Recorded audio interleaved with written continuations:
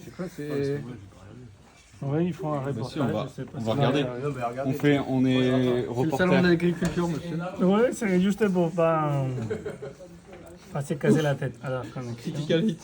Oui. Alors, tac, tac, tac. Bon là après c'est juste se connecter. Ah, moi, ça, j'ai pas fait, hein, attention. Aïe aïe aïe C'est aïe. technique, ça. Ouais, ça. Allez, je vous laisse vous connecter. Quelqu'un va vous enregistrer Quoi au mot de passe. Je Ah ouais là c'est des ROM là, il y en a. Je Je mets ça grave. sur YouTube. Oh, la 4K Je fais HD, une là. série 4K HD, hop ça perce. Une vidéo. Ouais, on fait un petit court-métrage, là, sur la vie à lutter. C'est bon là. Merci. En fait, c'est le personnage principal, il Alors. s'appelle Malo. Il s'appelle Malou. Dandoku. Alors, les questions que vous m'avez posées. Comment on lance l'interface bouton? C'est ça ce que vous avez... On a été bloqué sur plusieurs trucs, mais entre autres sur l'interface bouton. Mais c'est Alors, juste toutes les commandes ok. en fait, on ne connaît pas. Dans l'ordre que je l'ai fait, c'est l'ordre que je vous conseille. Après, vous pouvez faire dans les désordres, mais il y en a des choses qui vont changer selon l'ordre dans lequel vous les faites. Donc, moi, c'est ce que j'ai fait. J'ai ouvert juste un terminal d'abord et j'ai, pour éviter, ou en tout cas pour faciliter la chose, me positionné sur les dossiers. Soit vous créez le terminal là en cliquant et vous changez des dossiers parce que, alors, PWD, ça vous donne les dossiers dans lesquels le terminal est actuellement en train de travailler. Donc là, il me donne tout de suite le dossier. Mais si je veux me positionner dans celle-là, donc je dois lui donner un CD, et puis je lui donne ces dossiers-là pour avoir accès à ces dossiers-là. C'est comme dans Windows. Vous faites CTRL-L et il vous donne les schémas. Vous faites CTRL-C, clic droit, coller, et il vous envoie. Maintenant, si je fais PWD, je suis dans ces dossiers-là. Si je lui donne la liste des fichiers, j'aurai tous les fichiers qui sont là. OK? Donc ça, c'est une façon de faire, mais c'est un peu plus long parce qu'il faut vérifier dans quel dossier je suis, me placer dans les dossiers. Vous pouvez aussi faire, j'ai refermé ça, clic droit, clic ici, et il vous dit ouvrir dans un terminal. Là, vous êtes déjà dans ces dossiers. OK? Là, le terminal s'ouvre dans ces dossiers. OK? Alors, première chose qu'il faut faire tourner dans ROS 1, bah, c'est le noyau. Donc, le ROS Core, il faut dédier un terminal pour ça. Vous voulez avoir une autre fenêtre du terminal, soit vous continuez à lui demander ici de créer des terminaux, soit vous faites CTRL-SHIFT, il va créer un onglet. Okay? Ça ne va pas tuer les processus derrière, il va juste le mettre dans une tabulation derrière. Okay? Dans un onglet. Alors, une fois que le noyau tourne, comment je lance l'interface? Alors, pour lancer l'interface, je vous avais dit, c'est dans ces fichiers-là. Alors, pour voir ce qui contient ces fichiers-là, vous les dites more et vous les donnez les fichiers que vous voulez. L'étape, il sert pour autocompléter. Donc, si vous les donnez suffisamment du début, l'étape, il complète. Et là, il vous dit qu'est-ce qu'il contient à l'intérieur. Il contient 4 lignes de texte. Alors, la première ligne, c'est pour faire fonctionner tout ce qui concerne les détecteurs d'objets. Donc, qu'est-ce que vous avez à faire? Vous avez à les sélectionner. Il faut la copier. Alors, pour copier, vous pouvez faire clic droit, copier, blablabla, ou sinon, vous pouvez faire CTRL-SHIFT-C. Et vous cliquez là et vous faites CTRL-SHIFT-V et il va recopier la ligne. Vous faites entrer, elle sera faite déjà. La deuxième, elle va exécuter l'interface graphique. Donc, CTRL-SHIFT-C, CTRL-SHIFT-V, et là, l'interface graphique va se lancer. Ça, c'est bon? OK? Après, cette interface graphique lance des processus, mais ça ne sert à rien s'il n'y a pas de données. OK? Donc, l'étape suivante, c'est lancer des données. J'ouvre un autre onglet, toujours dans les mêmes dossiers. Ah, alors, pas dans les mêmes dossiers, pourquoi? Parce que les dossiers où se retrouvent les données enregistrées, c'est dataset. Donc, pareil, donc, soit je peux juste fermer ça, ouvrir dataset et lui dire de me créer un terminal là.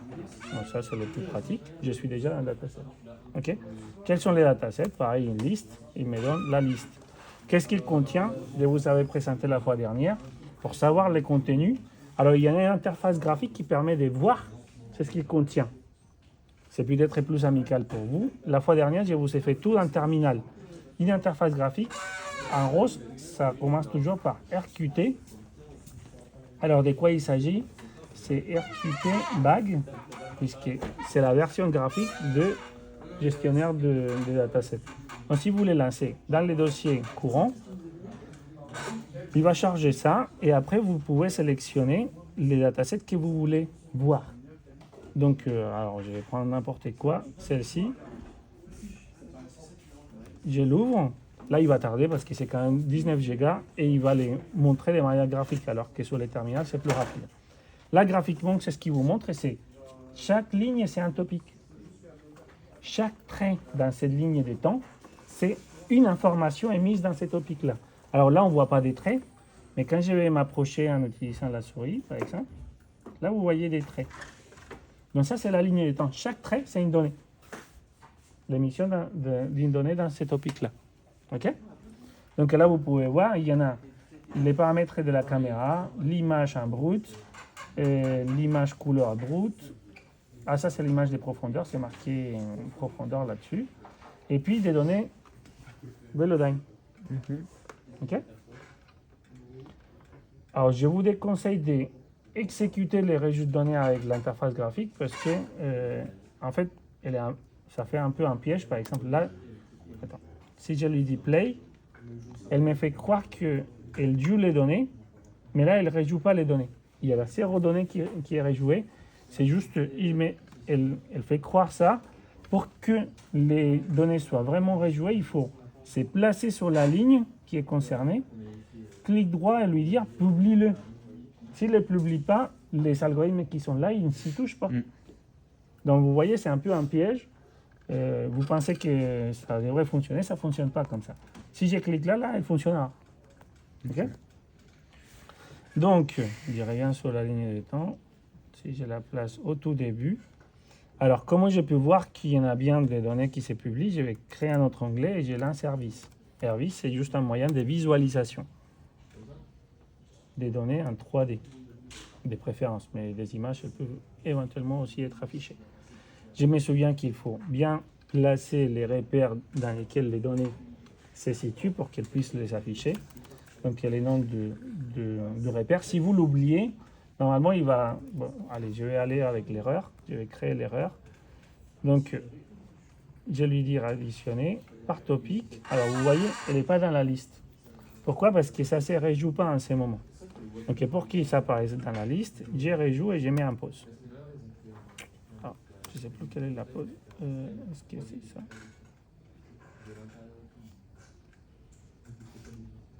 Là, il n'a pas. OK?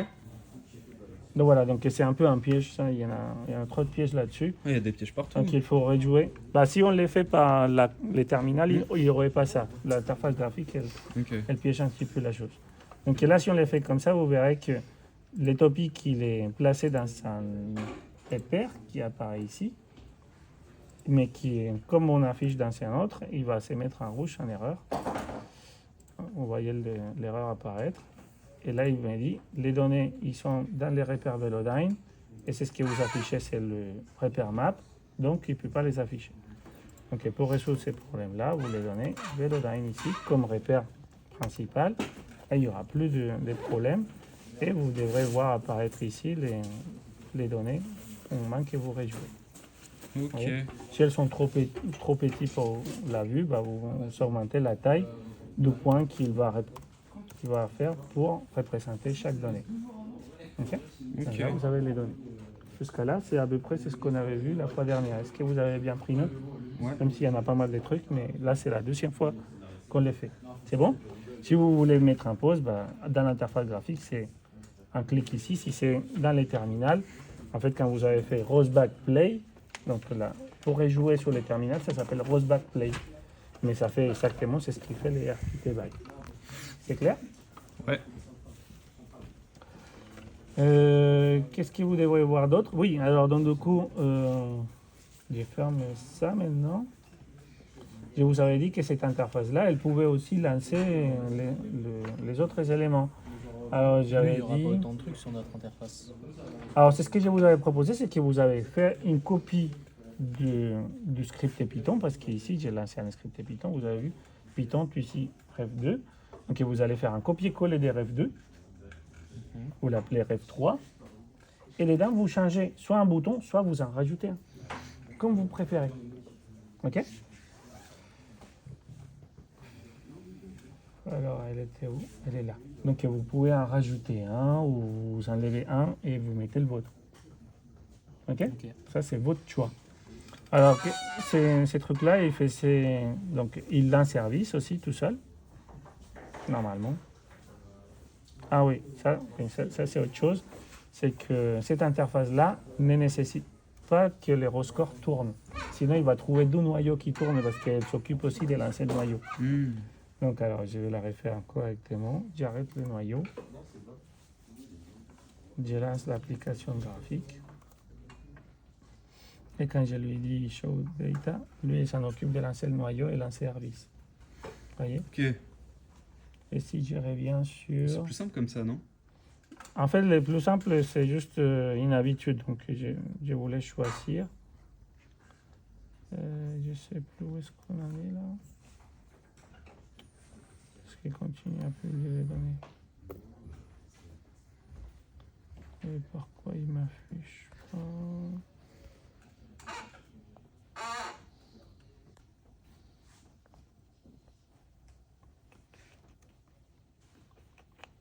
Là, je vois pas des données. Ah, parce que je lui ai tué son noyau. Alors, donc, du coup, il faut que je retrouve son truc et que je la relance. C'était pas ça son truc. C'était ça son truc. Là, il va détecter normalement les nouveaux noyaux. Je clique droit publier. Là, c'est bon. Ok. D'accord. Donc ici, la différence, c'est que comme c'est déjà prévu pour la démonstration, on a déjà prévu quels sont les topics qui devraient annoncer avec la bonne taille, etc. OK? Donc ça, c'est essentiellement ce qui fait cette interface à boutons. Et quand on a fini, on n'en veut plus, on clique là et il s'occupe de la fermer. OK?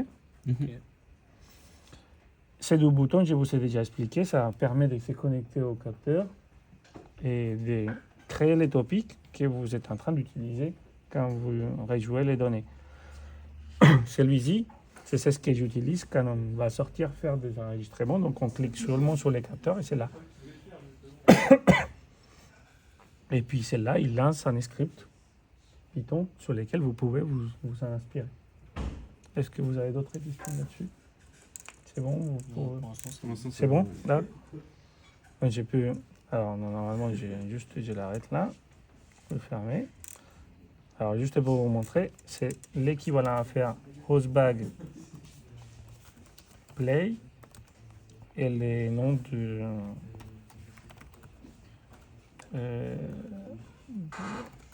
dataset. Et la différence c'est qu'ici, alors là il n'a pas trouvé des noyaux. C'était pourquoi? Ah oui, si vous les faites par la console. J'ai fermé ici. Donc, si je lance ça, il lance un master. Donc là, il y a un master. Il est où le truc? C'est bon, de lancer par la console. Là, il devrait trouver. Donc là, il se lance et vous faites pause avec la barre d'espace. Ok. Ça, c'est si vous voulez qu'il lâche une donnée à la fois, bah, vous faites S. Là, il lance une donnée à la fois. Ok. Donc, vous pouvez aussi vérifier. Ça change quasiment. Attends. Alors, quand je dis une donnée, c'est une donnée du dataset. Il ne se peut que la donnée ne soit pas que laser, en fait. Donc là, je vais rejouer tant qu'il n'a pas trouvé une donnée Velodyne. Là, la donnée Velodyne, elle a changé, je crois. Ouais, Là, aussi, elle a changé. Ok. Donc, vous voyez, il libère. En fait, il prend la ligne de temps globale. Et à chaque fois que vous faites S, il peut rejouer une donnée qui se retrouve dans la ligne de temps globale. Ça peut être n'importe quel capteur. OK?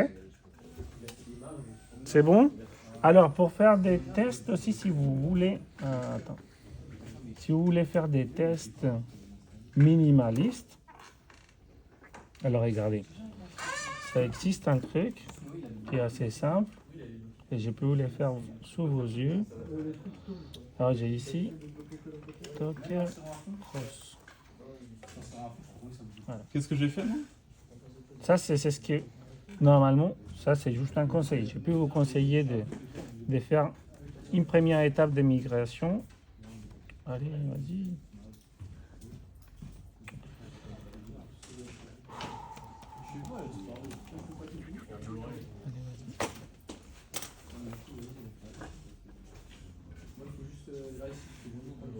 Mais il sert ou pas de Internet?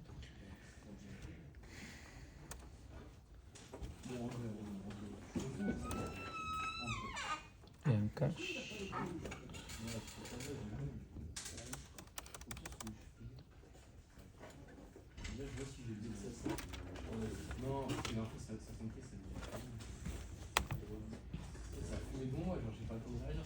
Il n'y a que Google qui fonctionne, le reste il ne fonctionne pas. 20 minutes. Alors, et ça vous permet de faire déjà deux modules, un qui émet des données et l'autre qui les reçoit. 20 minutes, normalement, c'est ce qui est marqué. Après, je ne sais pas si c'est un pro qu'il faut les faire en 20 minutes. Voilà, donc là, il vous dit de faire un paquet, plein de trucs. Je peux vous dire qu'il y en a des choses que vous pouvez même saper par la suite. Alors, par contre, ça c'est Rose 2. Alors, ça, c'est pas le bon plan. Où je vais créer un fichier texte. Alors, texte, éditeur de texte. Où je vais coller ça.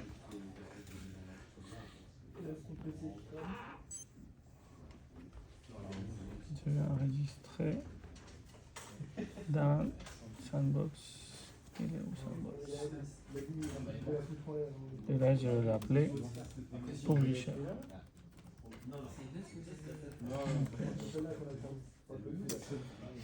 Donc, regarde, il fait un import d'un paquet qui lui permet de communiquer sur Rose. Ça permet d'avoir les types des données par topic. Alors, initialement, dans cet exemple-là, c'est ce qu'on communique, c'est qu'une chaîne de caractères. Pour vous, il y aura à faire attention puisque vous devrez recevoir des données laser et après vous allez communiquer normalement des données laser mais qui ont été déjà pré-traitées. Alors, pour les concours, concrètement pour l'UTAC, qu'est-ce que vous en avez à publier? Normalement, on avait dit que votre algorithme, tout ce qu'il doit faire, c'est prendre des données LIDAR qu'eux, ils sont en train d'analyser, le capteur, et il va rendre que des données LIDAR qui appartiennent à la route, par exemple. Ça, c'est la première chose. Et la base, c'est ça. C'est vous allez donner des points 3D, donc qui est votre algorithme ou votre traitement, à identifier qui appartient à la route. Comment? Je m'en fous. Vous avez la transformée des hooks, tout ça, c'est ce que vous avez travaillé avec moi. Mais l'idée, c'est ça. Ok? Ça, c'est l'élément que vous avez dans le projet.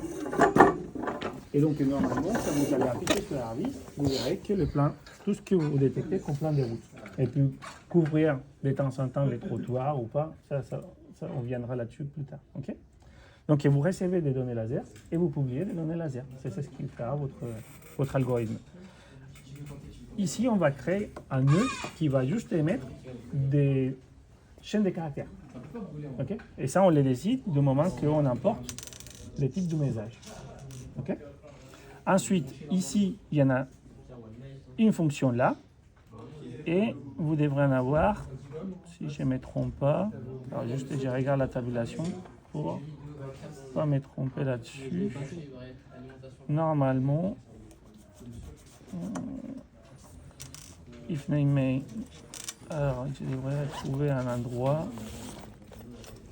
là. Donc ici, il y a une tabulation qui a été perdue. Donc en fait, normalement, cet script-là, il va rentrer ici d'abord. Il va essayer de lancer cette fonction-là. Et quand il rentre à cette fonction-là, il va rester là tant que les nœuds il ne sera pas arrêté. Donc c'est une sorte de boucle dans laquelle il va juste faire quoi?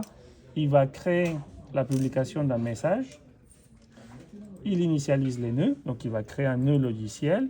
Et ensuite, tant qu'Eros il est fonctionnel, il va émettre un message sous la forme d'une chaîne caractère et il va le publier. Alors, il y en a de la tabulation qu'il va falloir corriger ici. Je vais me permettre de les faire. Là, il y en a 1, 2, 3, 4.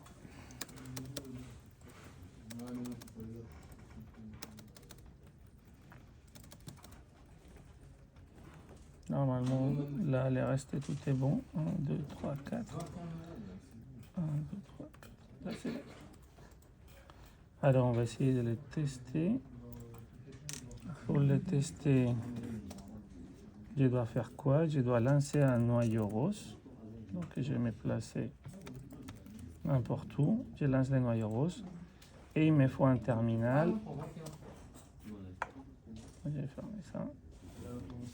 Il y en a d'autres qui sont ouverts. Ça, j'ai pu les refermer. Donc, il y a un seul noyau rose qui tourne là. Et je vais créer un nouveau terminal. Dans ces dossiers-là. Ah bah, j'aurais pu le créer là. Et je vais essayer d'exécuter ces publishers. Alors, je l'exécute comment? Bah, Python 3, publisher. Voilà, j'ai déjà des petits problèmes de copier-coller de mon code. Donc, ça, je les remplace par celle-ci. Et ça va poser problème aussi ici, je pense, là où il y en avait un peu partout. Et il y en a une chaîne de caractères qui va être émise, message, celle-là aussi. Là, il y en a d'autres chaînes de caractères qui posent des problèmes. Oui, là, message node.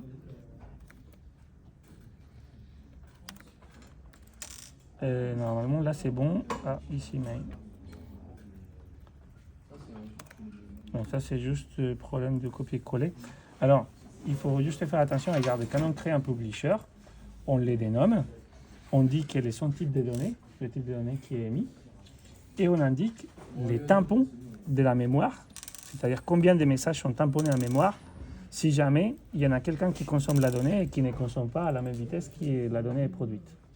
Okay, donc le nombre 10, c'est combien de messages sont gardés en mémoire en attendant qu'elle soit consommée. Ah, j'ai encore des trucs, alors, qu'est-ce qu'il me dit par seconde.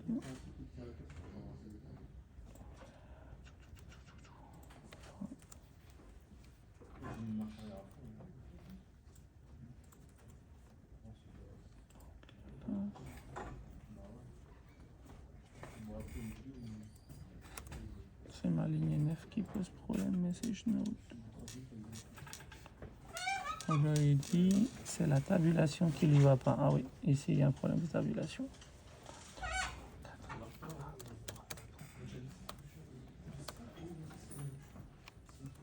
Et là, c'est bon.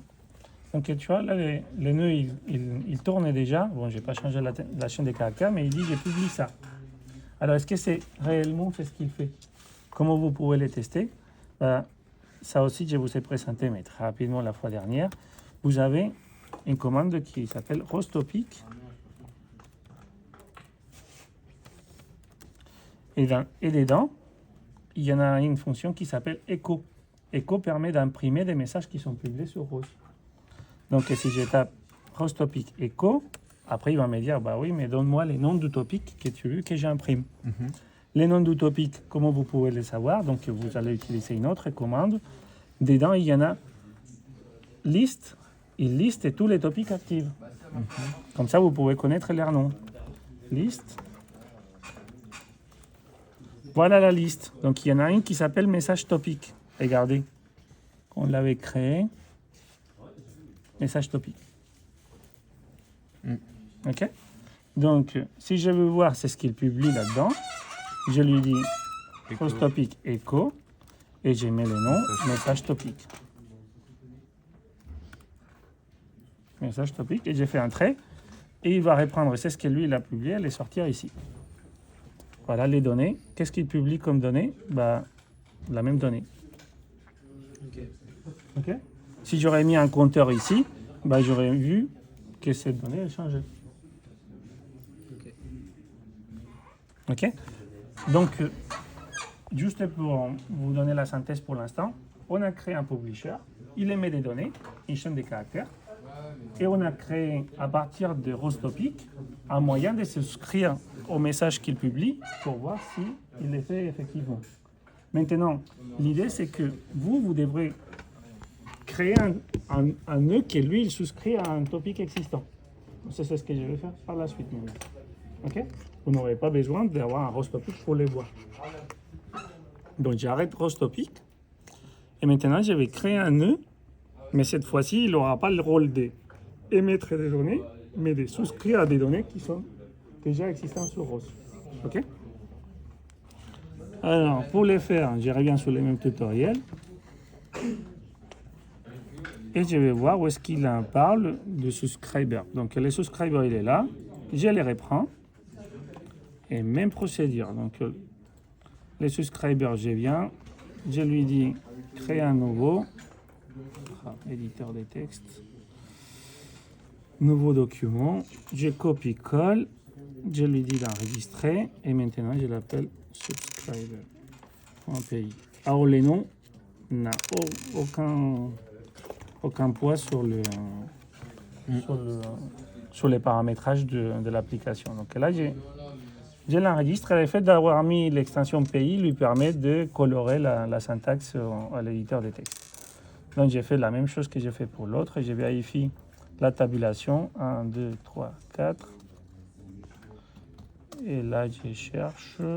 Alors ici, 1, 2, 3, 4. Tout le monde est bien tabulé. Ici, il y a un problème.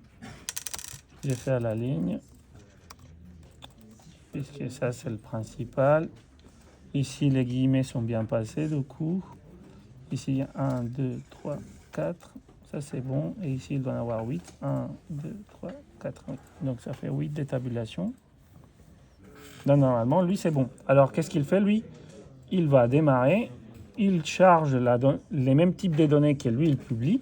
Donc, si lui, il était en train de publier des données laser, ici, il aurait fallu avoir les bons types de données laser. Comment vous pouvez savoir lesquels c'est le bon pour vous? Vous avez un projet qui les fait déjà. Donc, vous allez retrouver quelle est la donnée, le type de données pour les lasers. OK? Donc, ici, ça, c'est le callback. Ça, c'est la fonction de la ligne 4. Elle va être rappelée à chaque fois qu'il y a une nouvelle donnée dans les topics qu'on va souscrire. Et la donnée, elle va être émise où? Dans cette variable. Voilà. Et qu'est-ce qu'il fait cette fonction-là? Elle prend la valeur de la variable et l'imprime. C'est tout. En tout cas, les champs data qui contiennent les données qui sont envoyées. OK? Ici, on définit une autre fonction. Cette fonction-là, elle va juste être rappelée par le menu principal qui va se souscrire à un nœud.